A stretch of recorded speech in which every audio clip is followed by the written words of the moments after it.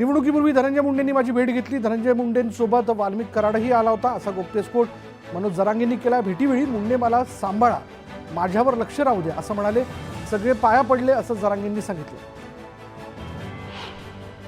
आरोपींना यंत्रणा सोडणार नाही ही धनंजय मुंडेंची टोळी आहे. आरोपींना लपवलं जातंय असा आरोप मनोज जरांगेंनी केला. या टोळीमुळे एका नेत्याने जिवंतपणी मरण यातना भोगल्या असा दावाही जरांगेंनी केला.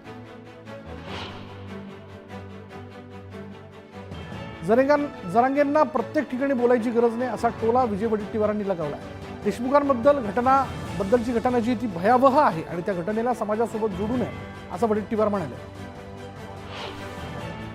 विजय वडेट्टीवारांच्या टीकेला मनोज जरांगेंनी प्रत्युत्तर दिलंय. आम्ही का बोलायचं नाही असा सवाल जरांगेंनी विचारला. तू सर्वट बोलायचा ठेका घेतलाय का अशी टीका जरांगेंनी केली. फरार आरोपी कृष्णा आंधळेने पुरावे नष्ट केले तर संपूर्ण जबाबदारी प्रशासनाची असेल असा इशारा धनंजय देशमुखांनी दिलाय आणि मुख्यमंत्र्यांनी या प्रकरणाची दखल घेत आंधळेला तात्काळ अटक करावी अशी मागणी त्यांनी केली आहे. जोपर्यंत धनंजय मुंडे राजीनामा देणार नाही तोपर्यंत आमची लढाई सुरूच राहणार आणि या निर्णयावर आम्ही ठाम आहोत असा इशारा अंजली दमानिया यांनी दिलाय. तर भगवानगडावर जाऊन नामदेव शास्त्रींची भेट घेत त्यांच्याकडे पुरावे सादर करणार आहे असंही दमानिया म्हणाले. गुन्हेगारांना जात धर्म काही नसतं. बीड प्रकरणात जातीय रंग दिला जातोय तो योग्य नाही असं विजय वडेट्टीवार म्हणाले. महंतांनी त्यांच्या मर्यादा पाळाव्यात, सरकारनं निष्पक्ष चौकशी करावी अशी मागणी विजय वडेट्टीवारांनी केली. मुख्यमंत्री आमच्या हक्काचं आरक्षण का देत नाहीत असा सवाल मराठा आंदोलक मनोज जरांगेंनी केलाय. 2 दिवसात मार्ग काढा अशी विनंती मनोज जरांगेंनी सरकारला केली. मुख्यमंत्र्यांना मराठा समाजाचे अजून किती बळी हवेत असा सवाल मनोज जरांगेंनी केला. संयम सुटला तर आम्हाला वेगळं आंदोलन करावं लागेल असा थेट इशारा मनोज जरांगेंनी सरकारला दिला. शिवरायांच्या पंचांना गोळ्या घालायला पाहिजे होत्या असं धक्कादायक विधान डबल महाराष्ट्र केसरी चंद्रहार पाटील यांनी केलं. पृथ्वीराजची चूक नाही, पंचांचा निर्णय वादग्रस्त आहे. 2009ला मी अशा वादग्रस्त निर्णयाला बळी पडलो असं चंद्रहार पाटील म्हणाले. महाराष्ट्र कुस्तीगीर परिषदेत मी उभी फूट पडल्यापासूनच या स्पर्धेत राजकारण घुसलंय असं काका पवार म्हणाले. आणि माझ्या तालमीतील पैलवानांवर अन्याय झाला असून शिवराज राक्षे आणि महेंद्र गायकवाड यांच्यावर झालेली 3 वर्ष बंदीची कारवाई चुकीची असल्याचंही त्यांनी म्हटलं. कुस्ती स्पर्धेत मारहाण करणं योग्य नाही, न्यायमूर्तांना संयम बाळगणं आवश्यक आहे अशी भूमिका अजित पवारांनी मांडली. पंचांना लाथ मारणं योग्य नाही, पंचांचा निर्णय मान्य करावा लागतो असं महाराष्ट्र केसरी पृथ्वीराज मोहोळ यांनी म्हटलंय. शिवराज राक्षेची भेट घेणार असल्याचं मोहोळ यांनी सांगितलं. महाराष्ट्र केसरी कुस्ती स्पर्धेत शिवराजला डिवचलं जात होतं असा आरोप करत त्याच्यावर बंदीची कारवाई करणं चुकीचं असल्याचं शिवराजच्या कुटुंबियांनी म्हटलं. पंचांचा निर्णय चुकीचा असून त्यांच्यावर ही कारवाई करावी अशी मागणी राक्षे कुटुंबियांनी केली आहे. महाराष्ट्र केसरी पृथ्वीराज मोहोळनं पुण्यात दगडूशेठ गणपतीचं दर्शन घेतलं. पृथ्वीराज मोहोळच्या हस्ते दगडूशेठ हलवाई गणपतीची आरती करण्यात आली. पंतप्रधान नरेंद्र मोदींवर टीका करणारा संजय राऊत मूर्ख माणूस असल्याची जखरी टीका खासदार नारायण राणेंनी केली. एका बंद खोलीत टीका करणं, निंदा नालस्ती करणं हा राऊतांचा गुण असल्याचंही प्रत्युत्तर नारायण राणेंनी दिलं. नवी मुंबईत वनमंत्री गणेश नाईक यांनी जनता दरबार घेण्यास सुरुवात केली. जनता दरबारात आपल्या समस्या मांडण्यासाठी नागरिकांनी मोठ्या प्रमाणात गर्दी केली होती.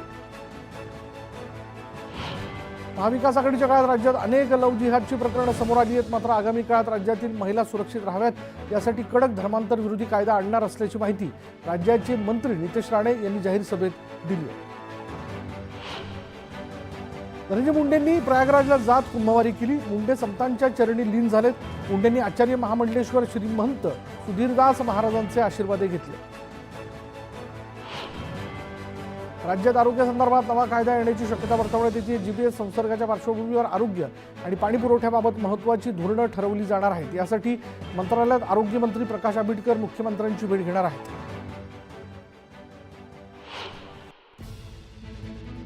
आणि एक बातमी आहे कोल्हापुरातनं. कोल्हापूरच्या नृसिंहवाडीत बुडणाऱ्या चौघांना वाचवण्यात आलंय. पाण्यात आंघोळीसाठी गेलेले असताना भाविकांचा तोल गेला. संकेत गावडे आणि अक्षय शिंदे या जीवरक्षकांनी या भाविकांना वाचवलेला आहे. नदीच्या पाण्याचा अंदाज न आल्यानं हे भाविक बुडत होते.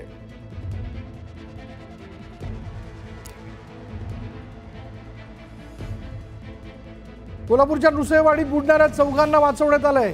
जीवरक्षकांनी त्यांना वाचवलेलं आहे। पाण्यात आंघोळीसाठी गेलेले असताना या भाविकांचा तोल गेला आणि शिवाय त्यांना आतमध्ये उतरल्यानंतर पाण्याचा एकूण अंदाज आला नाही आणि ते जेव्हा बुडत होते तेव्हा संकेत गावडे आणि अक्षय शिंदे या जीवरक्षकांनी त्यांना वाचवलंय।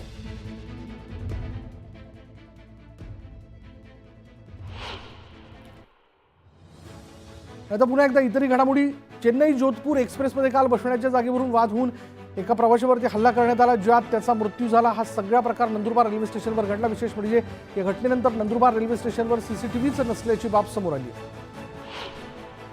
नंदुरबार रेल्वे स्टेशनवर सुरू असलेल्या अवैध आणि गोरखधंद्यांना पाठीशी घालण्यासाठी सीसीटीव्ही लावले जात नाहीत का, असा संतप्त सवाल मंत्री जयकुमार रावल यांनी केला।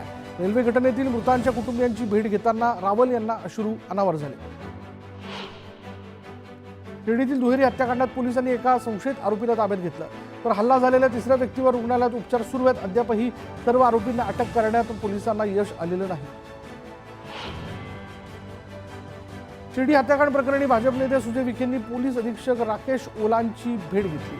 शिर्डी पोलीस ठाण्यात जात त्यांनी संपूर्ण प्रकरणाची माहिती जाणून घेतली। हलगर्जीपणा करणाऱ्या पोलिसांवर कारवाई करण्याची मागणी जी आहे ती यावेळी विखेंनी केली। रांगणगाव एमआयडीसी मध्ये 40 ते 50 कामगारांना मजुरी न देता त्यांना एका खोलीत डांबून ठेवत मारहाण करण्यात आली। या प्रकरणी दोघांवर अटक करण्यात आलेली आहे। दोघांना अटक करण्यात आली तर 4 जणांवर गुन्हा दाखल करण्यात आला। सद्गुरू सेवा परिवार ट्रस्टच्या वतीनं केंद्रीय मंत्री नितीन गडकरी यांना धर्मोपासक पुरस्कार प्रदान करण्यात आला आणि या पुरस्कारामुळे उत्तम कार्य करण्याचा आशीर्वाद मिळत असल्याचं नितीन गडकरी म्हणाले। नागपुरातील छोटे स्टेडियम आणि मैदानांच्या विकासासाठी 150 कोटींचा निधी देण्याची घोषणा मुख्यमंत्री देवेंद्र फडणवीस यांनी केली, तर खासदार क्रीडा महोत्सवाच्या माध्यमातून नागपूर शहरात क्रीडा संस्कृती तयार झाल्याचंही ते म्हणाले। बदलापूर जवळील वांगणी रेल्वे स्थानकातील चोर वाटांमुळे प्रवासी रेल्वे रूळ ओलांडून आपला जीव धोक्यात टाकून प्रवास करतात, त्यामुळे एखादी दुर्घटना घडण्याची शक्यता वाढली आहे। म्हणून पुन्हा एकदा चोर वाटा बंद करण्याची मागणी जोर धरू लागली। पुण्यात पोलीस मुख्यालयाजवळ 22 मजल्याच्या 2 इमारती बांधण्यात आल्या आहेत, मात्र सार्वजनिक वीज बिल कोण भरणार यावरून सुरू असलेल्या वादात महावितरणनं इमारतीचा वीज पुरवठा खंडित केला आणि यावेळी पाण्याच्या मोटर आणि लिफ्ट बंद पडल्यानं पोलिसांच्या कुटुंबाचे हाल झाले। तब्बल 22 लाखांचं बिल थकीत असल्यानं महावितरणनं कारवाई केल्याचं समोर आलंय। वाशिम तालुक्यातील वाई इथे शेतकऱ्यांच्या गहू पिकात रानडुकरांच्या कळपानं हैदोस घातला। काढणीला आलेल्या गव्हाच्या पिकाचं मोठ्या प्रमाणात नुकसान झालं, त्यामुळे शेतकऱ्यांना आर्थिक संकटाला सामोरं जावं लागेल। मावळमधील संत तुकाराम साखर कारखान्यावर ऊस वाहतूक करणाऱ्या बैलांना ऊसानं बेदम मारहाण केल्याप्रकरणी एका वृद्धावर गुन्हा दाखल करण्यात आला। मारहाणीचा व्हिडिओ सोशल मीडियावरती व्हायरल झाल्यानंतर हा गुन्हा दाखल करण्यात आला।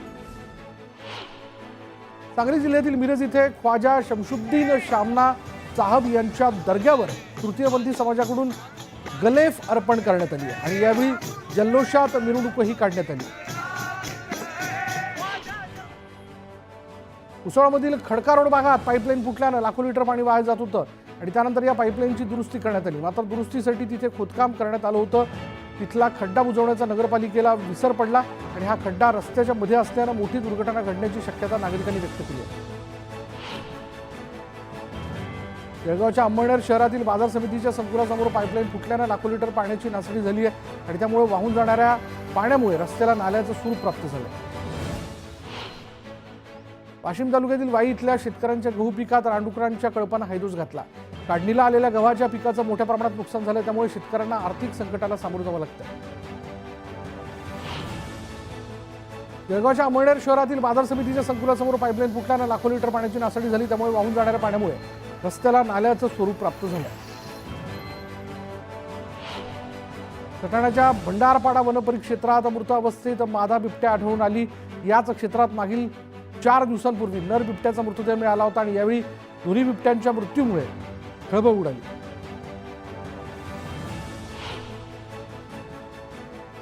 आणि आता वेळ झाली का ब्रेकची। ब्रेक घेऊयात, पहा फक्त न्यूज 18 लोकमत।